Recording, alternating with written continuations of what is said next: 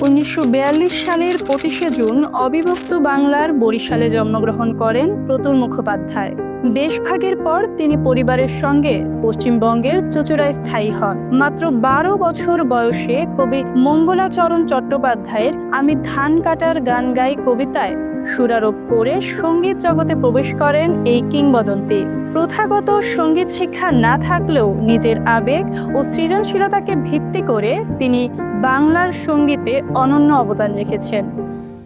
আমি বাংলায় গান গাই, আমি বাংলার গান গাই, আমি আমার আমি কে চিরদিন এই বাংলায় খুঁজে পাই। 1988 সালে তার প্রথম যৌথ অ্যালবাম "পাথরে পাথরে নাচে আগুন" প্রকাশিত হয়। পরবর্তীতে 1994 সালে প্রকাশিত হয় তার একক অ্যালবাম "যেতে হবে"। সর্বশেষ 2022 সালে ভোর অ্যালবামে তার অপ্রকাশিত গানগুলো সংকলিত হয়।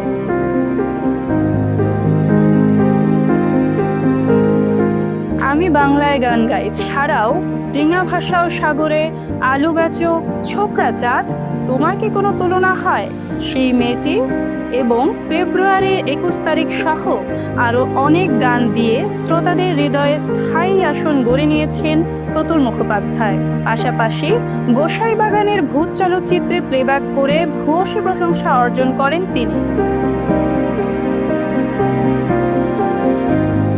বাংলা ভাষা ও সংস্কৃতির প্রতি তার গভীর ভালোবাসা এবং অবদানের জন্য প্রতুল মুখোপাধ্যায় চিরস্মরণীয় হয়ে থাকবেন। তার গান আর সুর বাংলার সঙ্গীতপ্রেমীদের হৃদয়ে বেঁচে থাকবে চিরকাল।